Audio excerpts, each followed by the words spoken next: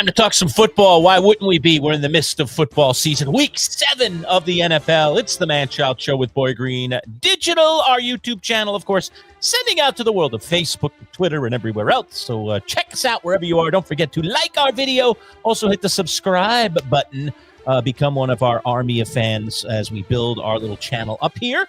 We're only a little over 3 months old. So, I mean, we're like a newbie. But we're not a newbie to this platform in terms of talking sports because we've been doing that for 30 years or so. So, yeah, it's almost sickening how long we've been doing some of this stuff. Anyway, today's broadcast brought to you by our friends at Bayberry Automotive. Those guys, integrity and everything. And we'll hear a little bit more from our friends at Bayberry in just a little bit. Boy Green, I am going salute to service, New York Giants today. In honor of folks like your dad who served. So for all of those out there that have served, continue to serve, and are out there protecting our country, well, keep doing it. We love you, man, and we'll always try to represent when we can. All right, without further ado, let's bring in our NFL insider. He joins us from PFF every week, and his name is Dalton Wasserman. What's up, Dalton? How are you? Fantastic. Another great week of football in the books. We are ready. We can't figure out any of it, Dalton. I mean, our NFL picks are a disgrace to humankind. I mean, I had a 7-7 week, and I'm like, fantastic. I held my own this week. I mean, forget about going over 500. There just continue to be a lot of surprises in the NFL in terms of who wins and who loses. A lot of people didn't think the Buffalo Bills would lose to the Atlanta Falcons, and they did. A lot of people didn't think the Jets would nearly beat the Denver Broncos, but somehow find a way to fall short. On and on it goes with these games every week where we're just kind of sitting in the middle trying to figure out what the NFL really is in terms of its standings. I mean, if you look at the AFC East as of today, it's the New England Patriots in first place. Yes, the Patriots are in first place. They have beaten the Bills head-to-head. Therefore, they are officially in first place, even though they both have 4-2 records. So it has been a lot of surprises, Dalton. Before we get to some of the games, let's talk about some of the action off the field. We have a firing. A coach is gone. The Tennessee Titans have moved on from their head coach. So let's talk about that, and let's talk about the possibilities for the Titans going forward. Yeah, I mean, you look at this Tennessee Titans team, and it just very rarely, really not at all this year, did they ever look prepared at the beginning of games, especially to play a football game. And to have that sort of environment, and then Jeffrey Simmons even saying they did not have a good week of practice after their win over the Cardinals, that's really an indictment on the head coach who's supposed to be on top of those things, right? You can start stacking good weeks. You know, you build off that emotional high of getting a win in Arizona the way that they did, and then they come back out and look flat again. So I think really, the big stat, if you wanted one stat from me that I think says a lot, in 6 games, they've only scored 1 touchdown in the first half of those games. So, I mean, and offensively, Cam Ward is the most important person in your franchise right now. You have to be able to develop him as the number 1 overall pick. They haven't been able to find a replacement for Ryan Tannehill. They let go of him. So I think that's the thing, is getting this quarterback in a stable situation. But we've seen this in recent times too, from Trevor Lawrence, from Caleb Williams, from Bryce Young, all of those things. If you have coaching instability, it just sets your franchise back further. So they really need to find the right candidate who can develop him and develop this offense. It seems to be a curse, Dalton, in the NFL to pick a quarterback first and be the coach who's in place when that quarterback gets picked, because it seems more often than not, at least in recent years, you're fired within a couple of years. Well, what you have is, keep in mind, if that coach is staying, that's the coach who just coached that team to the worst record in the league, right? I mean, those are 4 number 1 overall picks I just mentioned. And you go, and again, it's not just about the quarterback. It's never just about the quarterback. You have to have that stable supporting cast, the offensive line, the weapons, the defense, all of that. When you're the worst team in football every year, each year, you generally don't have those things either. So it does take time. There's a process that needs to happen to build the entire team. But, to think that, just a new coach, or an old coach, I should say, that just led a team to the worst record in the league, there's probably he's probably at least partially to blame for that, right? So I think it is an interesting dynamic now that we've had it so many times, and it makes you wonder if certain teams are going to make that different decision, based on that going forward. So, Dalton, who's next? All right. Bloodlust. Blood has been spilled in the streets for NFL fans, but who is the next head coach most likely to be fired in your mind? I still think probably Mike McDaniel. Now the Dolphins came out and played hard against the Chargers this past week. They played relatively hard against the Panthers, so he's buying more time, albeit not winning games. Although the comments from Tua after the game this past week were kind of concerning when it comes to the chemistry of their team and team meetings and things like that. So those are things that concern you. I think it's him, and then I really think, you know what, and they're another team who played hard this past week. I think the seat's getting a little warmer for Jonathan Gannon in Arizona. They really need to find a way to get the defense back rolling the way it was the first couple weeks of the season. And Kyler Murray's got to get back in there because, you know, honestly, the way Jacoby Brissett played against the Colts didn't play that bad. And you sit there and wonder now, why does the offense not look like that with Kyler Murray on the field? So those are two guys I'd really be looking at the next month or so. Now, Dalton, who are the hot prospects out there? I mean, I know a lot of these teams, when you do it mid-season, you tend to wait till the end of the year and then you go find your coach. But obviously, you already begin that search, at least mentally, as soon as your coach is gone. So are there some hot prospects? We know last year it was Ben Johnson. He ended up landing with the Bears. So are there some hot prospects out there that a couple of these teams will be keeping their eye on real close? I think a few that come to mind. Brian Flores, obviously the Vikings defensive coordinator, obviously been a head coach before, and he's always a hot name, it seems, every year. I think Joe Brady, the offensive coordinator from the Buffalo Bills, I know they lost this past week, but he's just done an outstanding job since he's been become the OC in Buffalo. And a guy I think is going to start getting more run there is Clint Kubiak, the offensive coordinator for the Seattle Seahawks. He's just done an outstanding job with Sam Darnold and that offense. Obviously, his dad was a head coach for a long time, Super Bowl winning head coach. His dad was. I think Clint Kubiak might get some calls as well. Fascinating. Let me go to the chat. We love going to our fans. So if you guys are watching, wherever you're watching, make sure you guys like the video, hit subscribe on YouTube. Jamie the FedEx guy, a massive Chicago Bears fan. They got a big win against Washington. Jaden Daniels says that late fumble and all the weather elements and the Bears take advantage. He says, my Bears are looking good. And Jake Moody, cool story where he gets, sort of bounced from San Francisco, gets his chance at redemption and gets hoisted up on the shoulders. What do you make of Chicago? Lerch even mentioned him. Ben Schatz was the hot candidate this past offseason, and now it seems like some things seem to be clicking there. Oh, trust me, I've heard plenty from Bears fans this week, too, all over the place about grading and how everything works around here. But the Bears, little by little, they're getting better. The big lesson from these last two games against the Raiders and against the Commanders is that they're finding ways to win, right? I mean, especially these last two games. These are games in years past that the Bears lose, no doubt. They just find ways to lose at the end, right? So the fact that they're battling through those tough moments, and look, they still have some flaws on their football team. They're inconsistent running the ball. The pass rush isn't great, but you can see Caleb, he's going through it. He's getting better little by little in a very complex system for a young quarterback. So it was bound to take some time, but the fact that they're a work in progress as a team right now, and yet they're still 3-2, and they've won these last two close games. That says a lot. That says a lot, I think, about Ben Johnson and the intangibles about this team. That's not an easy town to turn around a football team. The Wolves are out constantly with the fans and the media. I lived there for 5 years. I know exactly what that looks like in that town when they've struggled, especially at quarterback, for so long. But they are getting better. And again, the fact that Ben Johnson has been so good in those situationals right now, that means a lot early on in the season. Well, it wouldn't be a week, Dalton, if we didn't have a Jerry Jones story. So here it is. Jerry Jones making a decree this week. We're open for business, baby. Well, he once said that, but I think that's what he was kind of saying again in a different way, that they're open to a trade.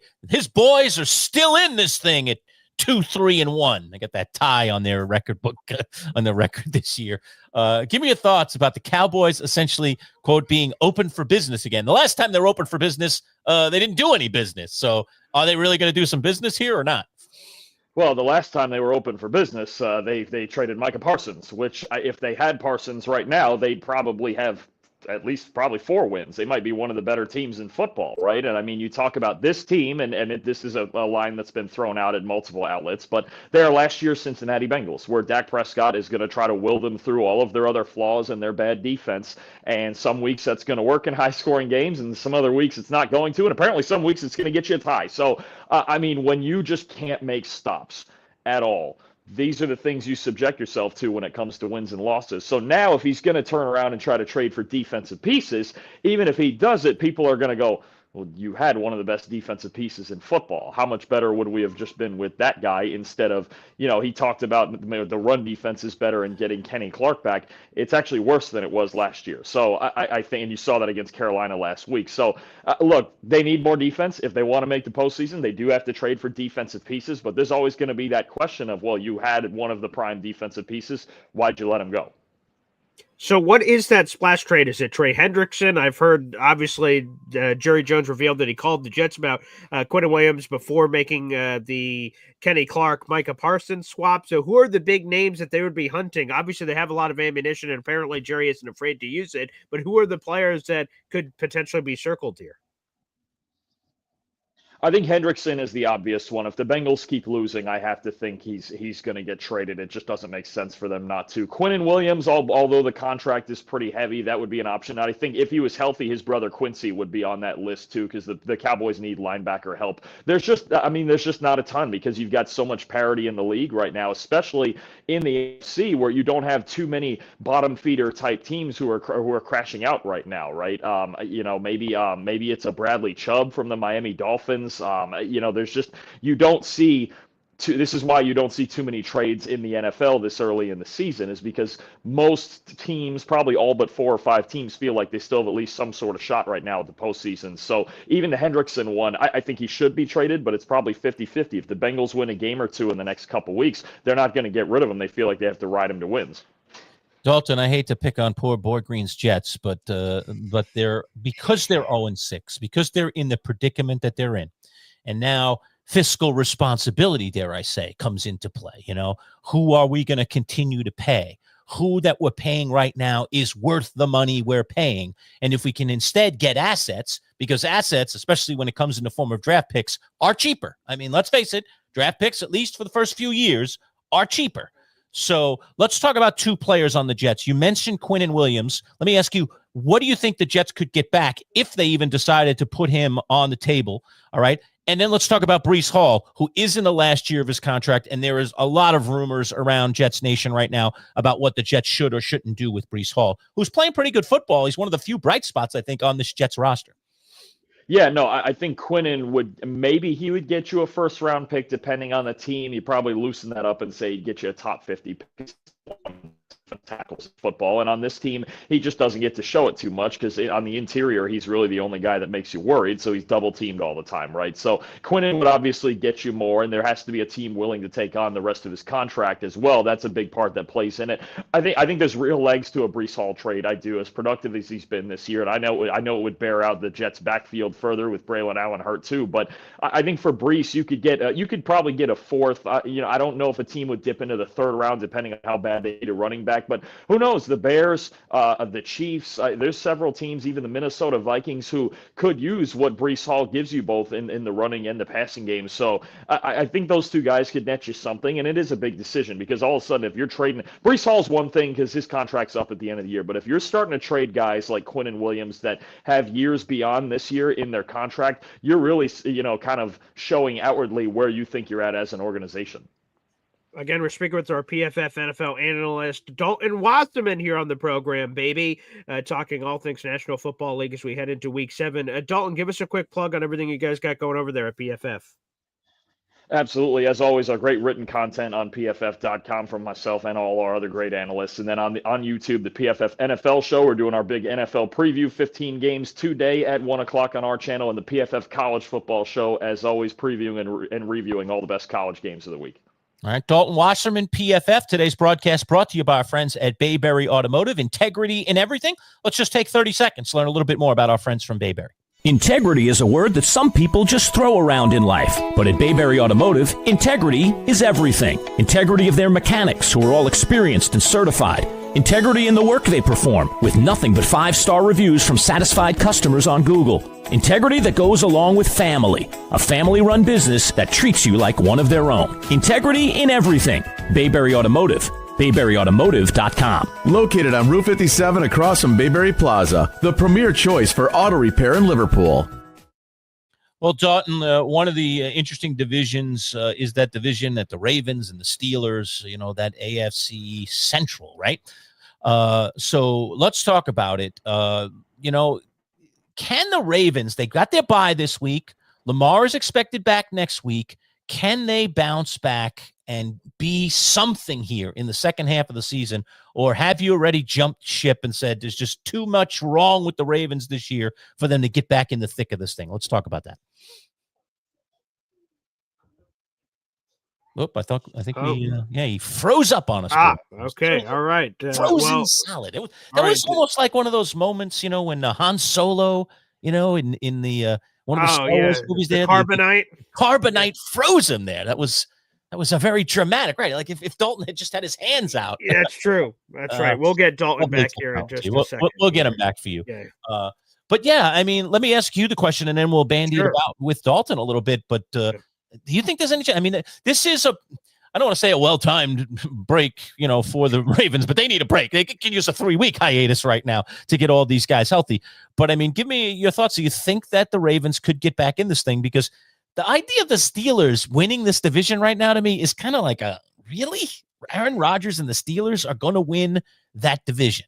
I don't know. Well, I mean, no, I don't think they're going to get back into it, quite frankly, unless Pittsburgh just really blows a gasket. I don't understand how Baltimore gets back into the mix, because while Lamar Jackson is awesome and he has all these different MVPs ready to roll, the thing is the defense is still awful. And it was awful in the beginning of the year. It continues to be awful, and they've shown no signs of life. So I don't know. For me, I think the Steelers are going to backpedal, moonwalk to this division crown, which will be a home playoff game, and all those things. We'll see if they can actually win one. Right, I'll bring Dalton back in and just re-ask that question about the AFC North and what is going on in that division. So do you see the Ravens getting back in this thing, or do you actually think that the Steelers are going to win that division?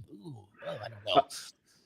I mean, they got to come out and win the next couple of games. I mean, they have some winnable games, but their defense has to play better if they're going to get back into this, right? And right now, the Steelers, what they do is they just don't screw it up themselves, right? They're not the flashiest team. They've got some flaws on their team, especially offensively. But if they're just going to continue to grind out ball games, at this point, you look at them and you go, okay, they're 5-1. The Ravens are 1-5. And, if you're the Steelers and you even just get to 10 wins, I mean, look what you do to the Ravens as far as head to head. Actually, if they were to get to 10 wins and one of those wins was the Ravens, it would already be over. So right now you have to heavily favor the Steelers. And Ravens, look, Lamar Jackson coming back will give them a chance, but they've got to get better on defense. It's been one of the worst defenses in football this year. All right, let's go to some of the games this weekend, Dalton, and I'd like to apologize on behalf of the Jets to the, London and British people for what they had to experience in that Jets-Broncos game, and hopefully they can recover. I saw we had a comment a couple of days ago. That's the worst thing that we had done since 1776, so thank you for that comment in there. Beautiful. But now it won't solve, Boy Green. The pub solves everything. Sure. There you go. Well, London, you're solved. That's true. Well, London's back this week, and we got a tasty game. The Rams and Jaguars at 4-2 apiece. Now, Puka Nacua looks like he's going to be missing some significant time, but they do have Devontae Adams, so maybe he can step up there. Is this a game that you have circled? What a way to kick off Week 7, at least for the Sunday slate, with the Rams-Jaguars game. Two very, very talented teams.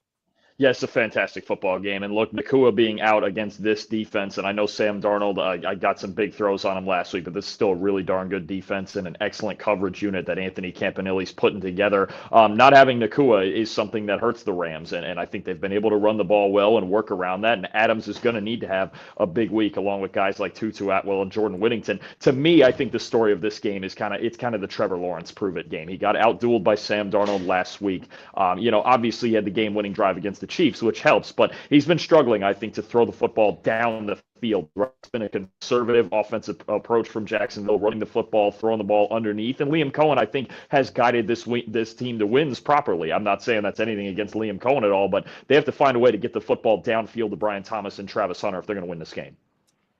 Hey, are the Chiefs back, Dalton? I mean, they're only 3-3, but everybody's talking about them like, okay, baby, marching to the top. We're winning this division. They're only a game back of the division. Two teams ahead of them tied at 4-2. Are the Chiefs back?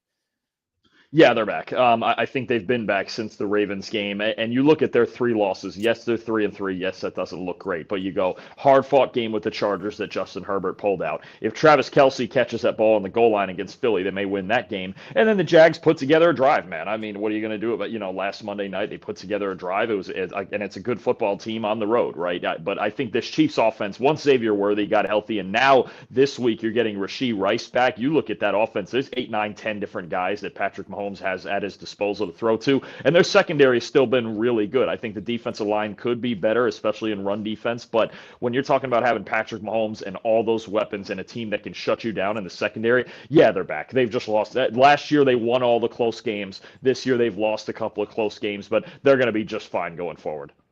All right, we've got a revenge game this weekend. Mike Vrabel against the old Tennessee Titans. Now, they just fired their coach, so I don't know if it's better that they fired their coach a week before as opposed to looking like Mike Vrabel gave it back to Tennessee and then they fired Callahan, so maybe it's better how it worked out this way. But sometimes when you get an interim coach, you get a spark. Do you anticipate that at all at Tennessee, or is New England and Mike Vrabel and whatever he's telling the Patriots behind those 4 closed walls going to destroy Tennessee? I mean, maybe Mike McCoy can give him a spark if they can allow Cam Ward to throw the ball downfield more often, and their offensive line's got to play better. That's the big thing. If he's protected, he's got time, he can throw the ball downfield. But I'll tell you, the guy really throwing the ball downfield well is Drake May. And if Drake May is going to keep playing the way he's played the last couple of weeks, New England's going to beat Tennessee. I mean, that's just a fact. Right now, he's playing like a top 10 guy. Josh McDaniels has been an awesome play caller for him. They've got more weapons who are emerging. Will Campbell in the offensive line's been great. I think that New England situation, this is not a fluke through 6 games. If Drake May keeps playing like this, that team's going to find themselves in the postseason.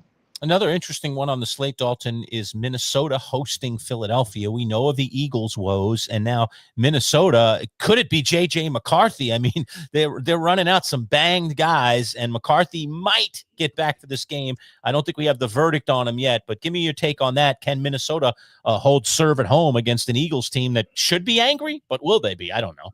I think that's one of several reasons this might be the hardest game of the week to pick when you talk about picking a winner, because Minnesota dealing with the injuries, and Kevin O'Connell has said he's not going to put J.J. McCarthy back in there until he's 100% confident in him. So we could see also the Carson Wentz revenge game here maybe for Minnesota. But no, I think to me this game is about the Eagles. Look, they got to run the football. They have to find a way to run the ball. They have to run it better than they have been this year. Saquon Barkley is well under 4 yards per carry. That is not how they're going to win games. Last year, they got out ahead of teams and they ran the football late in games to kill the clock. They need to find a way to do that in this game because you do not want to be in obvious third down situations, passing situations against Brian Flores in this defense that's going to give you all sorts of blitz looks and everything like that. So for me, on the Eagles, yes, the Vikings, it's the quarterback situation. Who the hell's playing quarterback? On the Eagles side, Saquon Barkley.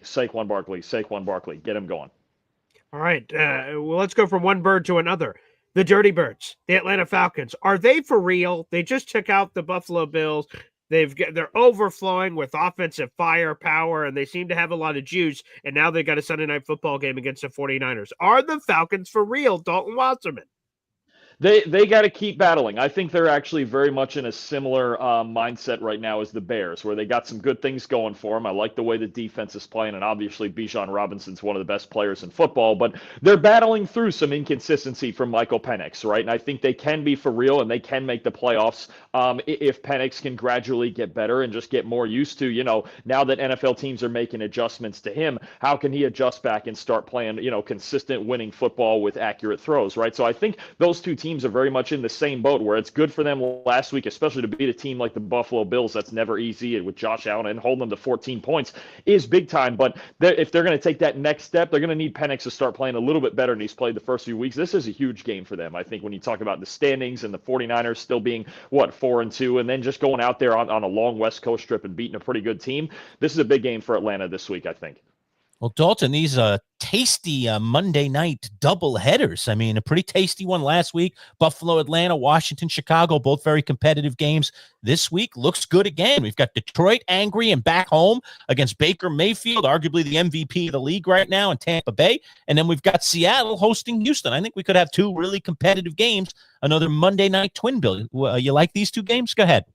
Yeah, they're two fun ones. Bucks and Lions is obviously fun. Two of the best teams in football right now, and I think two teams also that they're battling injuries. The Bucks with every wide receiver on the planet injured, right? But they're going against the Lions, who are so short on cornerbacks that it might actually be an even battle. I think the big thing for the Bucks right now, as you mentioned it, Baker Mayfield, he's just willing them to win, and sometimes you need your quarterback to do that for a game or a certain stretch, right? And their offensive line with Tristan Wirfs back is starting to play better. And look, the Lions, I don't think they played that poorly overall against the Chiefs, despite the score. They just didn't win any of the big moments that could tip the game in their scales, and it's always hard to win at Arrowhead. So you've got a great football game there, and then that game out west in Seattle, between the Seahawks and Texans. The Seahawks are playing really good. Sam Darnold's been one of the best quarterbacks in football so far this year, and they've gotten it back going a little bit better on offense the last two games, although playing Tennessee and Baltimore, and a Baltimore team with Cooper Rush doesn't prove a whole lot to you, in the grand scheme. This is really the prove-it week for the Texans. If they can go down there and their offense looks a little bit more like it did the last 2 weeks, especially on the ground,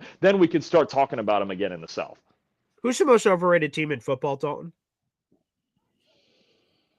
The most overrated team. Wow, you threw me on the spot with that one.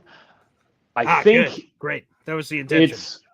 I think there's two that I would be concerned with right now, if you want to call overrated. I think the 49ers, yes, they're 4-2, and Kyle Shanahan's doing an outstanding job winning games. I just don't know how much longer they can get through these injuries, and losing Fred Warner this week is so tough. And I'm going to give you the other one that, listen, you mentioned earlier in the show, nobody picked the Falcons to beat the Bills. I actually did. And the reason is I'm extremely concerned at this point with this Buffalo defense. It's starting to feel like it. And look, usually they reserve this for the postseason and games against the Chiefs and things like that. It's starting to feel like if Josh Allen doesn't play perfect football, that they're going to lose more often. Their defense, the D-line has been pretty good. Joey Bosa's been solid, but the back seven of their defense keeps a lot more teams in games than it should, and now they're really struggling to stop the run. I have a legitimate worry about the Bills. It's the same reason I picked the Falcons to beat them on Monday. I didn't think they'd beat them by 2 scores, but I'm worried about this Bills defense and what's going on with that unit. All right, Dalton, I'll give you one happy joy before we send you packing here, and that is my Giants. Come on, man. Scatterboo, Dart, 2 wins on the board. I mean, it's gone from completely bleak to at least it's fun and interesting. We're not running to the playoffs or anything, but still, it's interesting to sit down and watch a Giant game right now. Give me your take on those two guys and what they've infused here into Giants Nation. It is. Actually, right after this, I'm going to go do a film breakdown on their run game and everything happening with Scatterboo and Dart and all of that. And that video is going to be up on our PFF NFL channel tomorrow. But no, it's been a lot of fun to watch him the last 3 weeks, especially the way that he's changed up the running game. And look, without Malik Neighbors, you have to make adjustments. You're not going to throw the football downfield very much. And you just got to find a way to grind out, win football games. Their offensive line is playing better. Dart and Scatterboo in the backfield, that's really been fun to watch. And I think you have a team that I want to give Brian Dable a lot of credit here, too, because he's pulled out the playbook from that year that they made the playoffs in 2022 with Daniel Jones and Saquon Barkley, but they didn't have much as far as receivers on that team. He's kind of taken that binder off the shelf and started to go with some of those schemes and things like that and getting that run-heavy approach going. So with the way their D-line can hurt you, with the way right now their offensive line and the run game can hurt you, the Giants are a threat any given week, and they may not make the postseason, but this kind of hope is something you want to see from a team like that. And Dalton, let me just pick up on one other thing on the Giants, and that is we all saw on television Brian Dable, Cam Scatterboo invading that tent, going near that tent. Dable, of course, got in the altercation with the team doctor. We still, at this point, I don't believe, right? We have not heard from the NFL in terms of fine. There's even been rumors about that. Could they get stripped of a draft pick? What's your take on what happened, and how hard do you think the NFL will come down on Brian Dable and the Giants? I don't think too hard. I think it's going to be somewhere between a warning and a fine, because you've got a situation. I have yet to see that one for as long as we've had these blue tents on the sideline. I've yet to see that one where a coach, especially one, is so adamant, because, I mean, look, coaches on the sideline, things get emotional. It's something we talked about a week or two ago with, say, Jonathan Gannon and what he did on the sideline, where it's when you're trying to win football games, especially when you're trying to pull a big upset at home and trying to keep that momentum going for your team, it can be tough at times to keep things in check. Right. And it's something that, anybody could do better. Anybody in any job could do better. But I think it's going to be more of, if at the very least, you'll see a very stern warning, and probably, sometimes in the news cycle, we get one of those memos that's sent to all 32 teams and is clearly targeted at one. Yes. You might even get one of those of like, hey, coaches don't go in the tent, and especially for the concussion stuff, because that's the reason that's the entire reason that they hired these third-party neurologists to do this, is that coaches, it's out of their hands, that it should be taken out of their hands. So I don't think the punishment is going to be something significant, but it's going to be a pretty stern warning about, hey, when it's a concussion thing, especially, stay out of our way, because that's the reason we have these people on the sideline. All right. Dalton Wasserman, always fun to break it down with you. Looking forward to it again next week. Thanks for spending some time with us. Absolutely. Appreciate you guys as always. All right. There he is. PFF, Dalton Wasserman. You heard him. He's going to be breaking down some film on my Giants, too. All right. I'm going to check out that little delicacy as well. That ought to be some fun. At least we're fun to watch right now. That's true. That's true. Hey, I'd love to be in that position. Yeah. I would say, and I love Dalton, and it's great to have experts on the show. We have Dalton and Joe Bartle and our Jets, Giants, Bills. We have all these experts on the show. I totally disagree. I think the NFL is going to come down hard on the New York Giants. I think they're going to make an example out of them. And to Dalton's point, I don't think I've ever seen it before, which the NFL wants to make sure that we never see it again. Because it better not be draft picks, though, Boy Green. Come on, man. I mean, that's too extreme. I don't know, man. This is just something the NFL has been sued for billions of dollars with the concussion thing. They take this thing very seriously. Yeah, and for that operation to be compromised and for Brian Dable to be giving this signal of like, let's hurry it up. Like let's walk him through. Cam Scatterboo, by the way, when he popped in there, he wasn't in there for a second. I mean, he was in there. It appeared to be for a significant amount of time. The camera didn't stay on there forever, but like they allowed the tomfoolery. And how can you possibly adhere a proper concussion test for Jackson Dart while Cam Scatterboo, that freak, is in there going like, woo, let's get out there. Like, he's a freak. Like, look, just do me a favor, folks. When you get off the show, Twitter search Cam Scatterboo and go to videos. You're going to see some weird stuff from Arizona State where he just bangs his head against a brick wall. There's all kinds of stuff. Giant fans, you got a freaking football player. That I can guarantee. Mm-hmm. But, man, this guy's a little bit wild, to say the least. So there's no way they did a proper concussion protocol. I think the NFL is going to come down harsh. I don't think I would be stunned if it's just sort of a sternly worded press release to the 32 teams saying, no, please make sure you don't do this again. Yeah, sure, Mom. I'm not going to do that. For me, when I grew up, when the harshest punishments came down, I'm like, oh my God, I touched the pot, burned my hand. Definitely don't want to do that again. When they just said, hey, can you try not to do that next time? Okay, Mom. Immediately rebel and immediately go to do it again. When the harsh punishment comes in, it makes you think twice. I think that's what they're going to send to the rest of the National Football League after that incident. Yeah, I fear it too. I just, to me, it wasn't good, and it was a terrible look, and terrible, and awful. But it's not like cheating, okay? Like we saw in New England, and then okay, now in that kind of situation, I see draft picks coming into play. But if they're going to bring draft picks into this, especially, essentially first transgression, first time this happened, to me, you can still, a shot across the bow can work equally well. But you have to make an example of the Giants. Okay. Why? Well, let me ask you this. An example of them. Okay, let me ask you this. What do you think the punishment should be? Because if you tell me fine, we've all established that fines are nothing. I know. So again, it goes to the punishment example. We just said, don't do that. I'm not disagreeing, but I mean, $250,000 or so. So that's what I thought you would say or go to. Fine.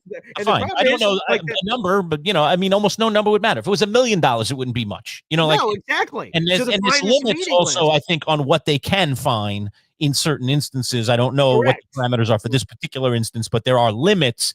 Which is why we don't see, $10 million fines or some crazy things, because they can't. There's not just like the collective bargaining agreement and things that are in place don't allow the NFL to just go bonkers when it comes to a fine.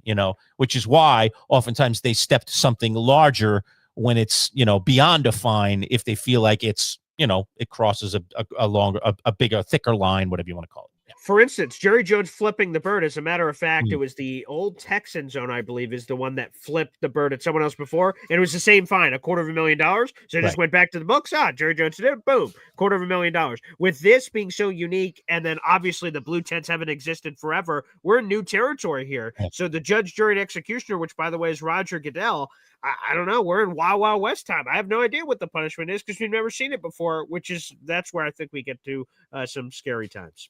Yeah, but I think what you could do, I mean, I agree with you. Fine. It's just, dopey fine. These guys have all the money in the world. But, for the Giants anyway, you can behind the scenes, it could go public, but I mean, behind the scenes, this is a fine. The next time this happens, it's draft picks. I just, the idea of just going right to draft picks, which they've done for a variety of punishments. Like the 49ers had an accounting error for something with their cap space, and it wasn't cheating. They didn't gain anything from it. This just happened like this offseason, the offseason before. They lost a 5th-round pick, and they just took a day 3 pick away from them. It was their first time ever doing it. They self-reported the issue, and the NFL still slapped them on the wrist. So, and let me ask you another thing. What's taking so long? Well, maybe this debate of like, man, I mean, like what? You talk to the doctors who were in the tent. Yeah. You saw what happened on television. Review the tape. That takes all of 10 minutes. Okay. But there's no history of the punishment. So I don't think they want to willy-nilly say, boom, Giants lose a 1st-round pick. I think they want to think it through and make sure that they give proper punishment. If they go to that level, that they make sure that they think about it before just willy-nilly emotionally doing it. I think that's probably why. Let's think it through and make a decision. Let's not like have this thing lingering for 3 more weeks, right. While, I mean, is this the NCAA or this the NFL? Okay. We used to this. We used to this in the college world. Okay. We wait for, we hear about investigations and then 5 years later, oh yeah, they're wrapping up the investigation. You're like, what investigation? That's still going on. That was 5 years ago they started that. I mean, the silliness of how the NCAA has dealt with punishment and the amount of time to levy punishment is almost, beyond a snail's pace, beyond a turtle's pace. The NFL has never been that way. And I don't know. I mean, if you are gonna, hit them hard, then, so be it. I mean, pull off the old Band-Aid and let's move forward. But I don't want to linger in this thing of like us thinking about it and talking about it for the next 3 weeks. That's true. I mean, the film's there. You talk to the parties. Have they, if they're smart, they've had a conversation with Brian Dable. They've had a conversation with Giant ownership. I know the apologies have already been issued. You talk to the people that were actually in that tent. What the heck was Scadaboo doing in there? How long was he in there for? What was he saying? What was he doing? The Giants came out with a press release and said, like, basically it was unacceptable behavior, and we will work with the NFL to address this. So correct. We'll give them, tell them everything we know. We'll give them full access to whatever it is we know, they know. So you say no on draft picks. I just hope it's not draft picks. I think it's too severe. But okay. But I'm scared. But I agree with you. I'm on your side, not Dalton's side. I don't think it's going to be a slap on the wrist. I think it's going to be, I fear that the NFL is going to come down on them. And that's, come on. I mean, barely winning games right now. You got to whack us some more. I mean, come on. You're hurting more than just the team. You're hurting the fan base, But like Ed Valentine said, what was Brian Dable's goal of what he was doing? Did he think doing this and pressuring the people to quickly, oh my God, we got to hurry up and go through this concussion test. We're on Thursday Night Football. We need to get Jackson Dart's butt back out there. Right. Like what? You're just not thinking clear. Clearly not. Right. You're just not thinking clearly when you do something like that. I know we always say it, caught in the heat of battle. Right. You have to use that term, okay? Yes. We understand it gets emotional down there on the sideline. Yes, and yes. That doesn't mean you lose your bleeping mind, okay? That doesn't mean like all reasoning and rational behavior go out the window. You call over the team doctor and start lighting them up on national television when there's a camera 5 feet from you. I mean, come on, there's a camera right there. I mean, there's cameras everywhere, but for crying out loud, right, I mean, when does it like click in like, oh yeah, if I do that, everyone knows I'm doing that, and now they got a lip reader trying to figure out what the heck I'm saying to the doc, and you're in big trouble. So this is what I was saying the day after when we talked about this is the pressure of the job, in my opinion, getting to Brian Dable. Mm-hmm. He's desperate for wins. He's desperate to stay head coach of the team. Job's on the line, right? His job is on the line. And this player, in the case of Jackson Dart, it's been a few players, but let's just, the key person in this whole thing has been how well Dart has played, the kind of leadership that Dart is exerting on this team as their quarterback, and the kind of the energy that he is given to the other players because he's playing, in this way of, I love football, I'll run through a brick wall for you people. Let's just go out there and win a game. So it's affected the entire roster. It's been a cool, infectious thing. But as the head coach, you still can't lose your mind and say, well, that thing's in the tent over there. I got to go bananas about it because I need it out there right away because my job's on the line. Like, there's a sense of crazy desperation about that, which I don't feel good about my head coach having. I want my head coach to be a level-headed person, a person who thinks rationally in all situations, that the pressure, even of his job, doesn't get to him in the most important moment in a football game. And that was, to me, a coach becoming unhinged for a few minutes, like completely and utterly unhinged. Right.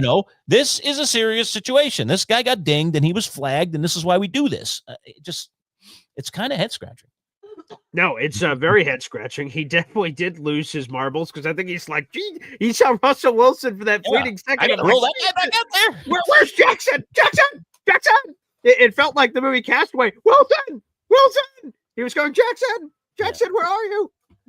Like, good Lord. And I know Russ has been a good soldier, and Ed Valentine, when he talked to us the other day, said it as well, that the Giants are kind of between a rock and a hard place in having to keep Russell Wilson as the number 2, as officially the backup, because they're hoping to get something for him.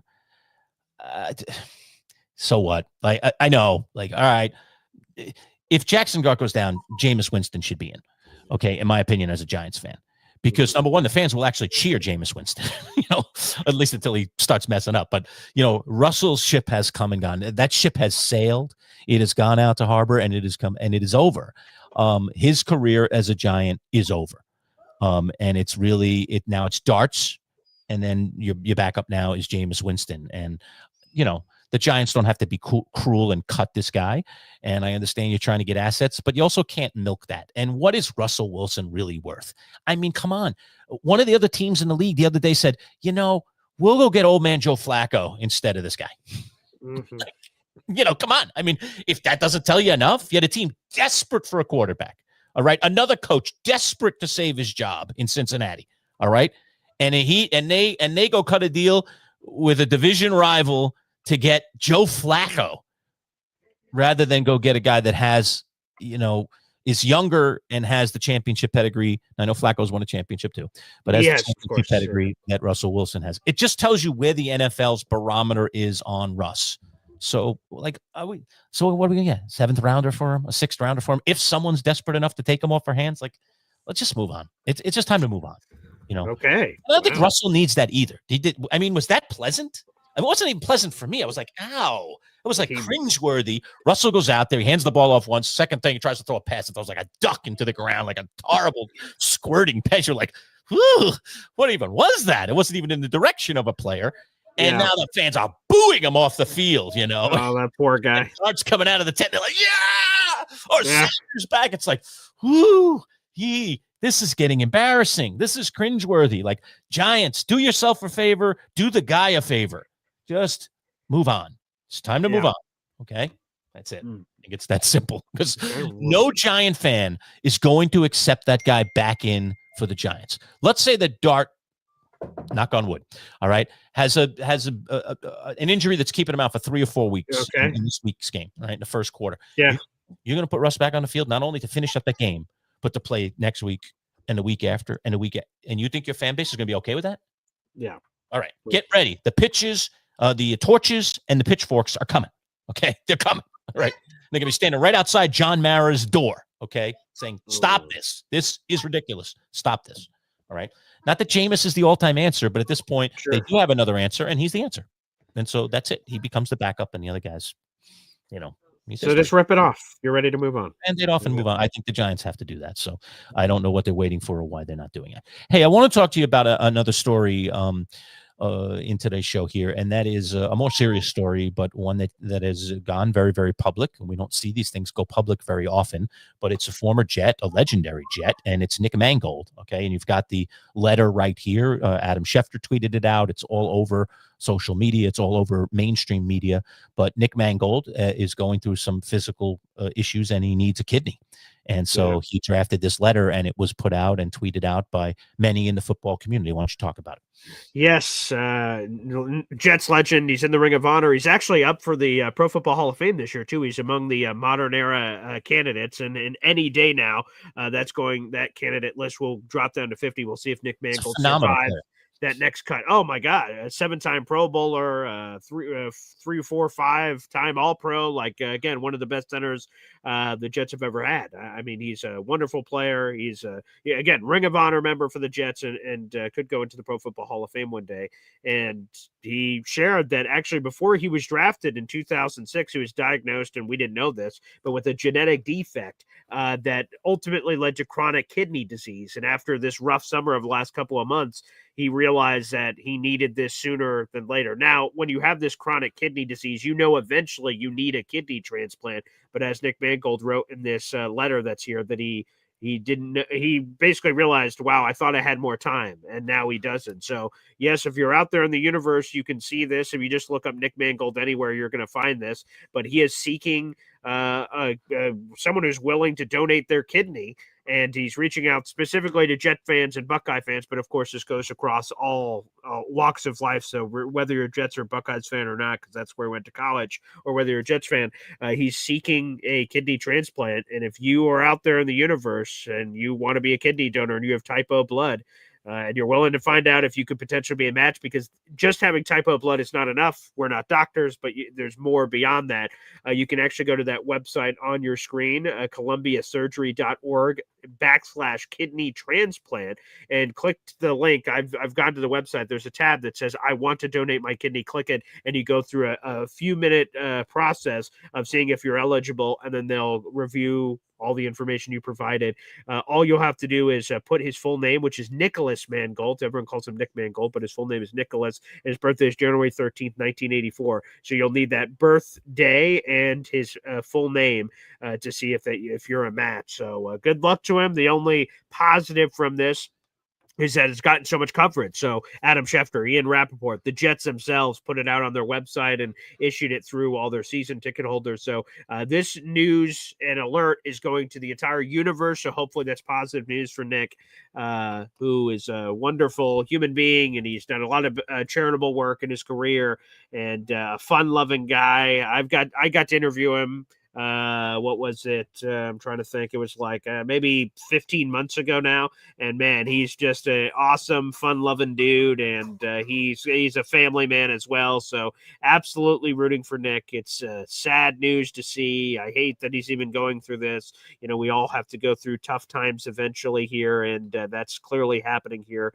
for Nick Mangold. So again, prayers up. Again, I know there's always a long list for people that are trying to get kidney transplants. With his profile, maybe that'll increase his chances and help him out. And for those who don't know Nick Mangold, he is you can't miss him. He's this gold flowing locks, big bearded guy. He's looked like this forever since coming into the league back 20 years ago. And yeah, so Nick Mangold, a fun-loving family man, and hopefully he gets that kidney transplant.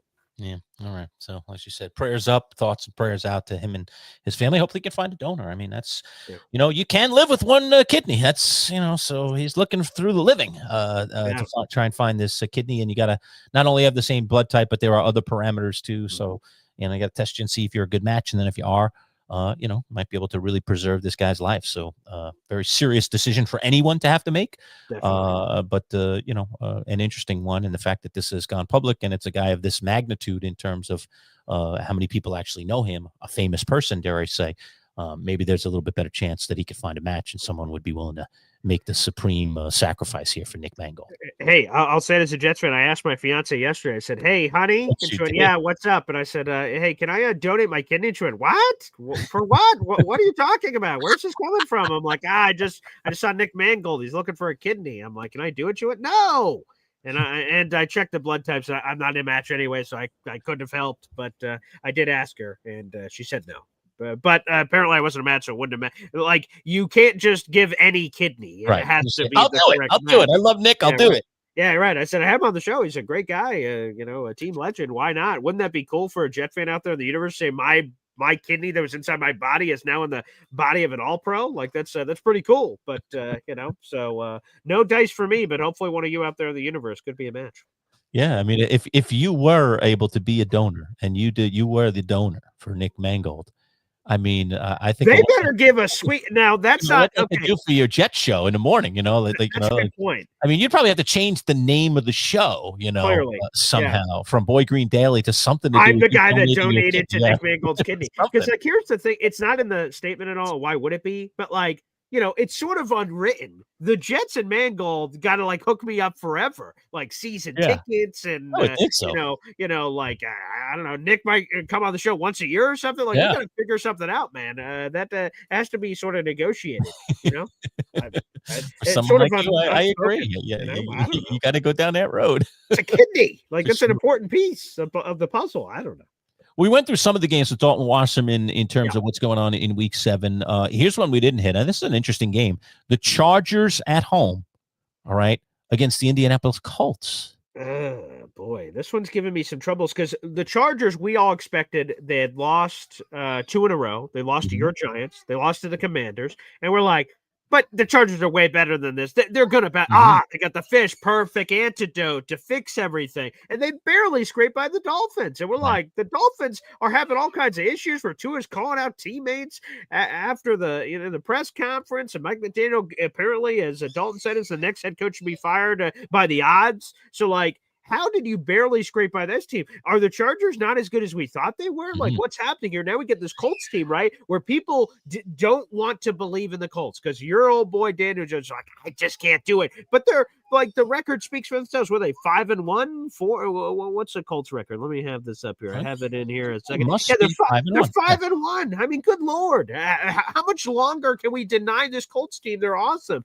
Jonathan Taylor's going buck wild. And the only loss that they have on their schedule is because their stupid wide receiver threw the ball out of the back of the end zone before he scored. Adonai Mitchell, what an idiot. Or they would be undefeated, and they'd be the only undefeated team remaining in football. So this one, to be honest, the spread, it jumping all over the place, and now the Chargers just barely being a favorite at 1.5 or a point, depending on our sheets. Man, I'm telling you, man, this is a tough one, a very tough one, because I just want to believe in the Chargers based on what I saw earlier in the season. But you have to call it on a week-to-week basis. You can't just say overarching thought, the Colts are awesome, I'm going to pick them every week. No, you got to judge it based on what you've seen and facts and stats and analysis and gut feel. And oh boy, I'm not feeling good about the Chargers right now, Lerch.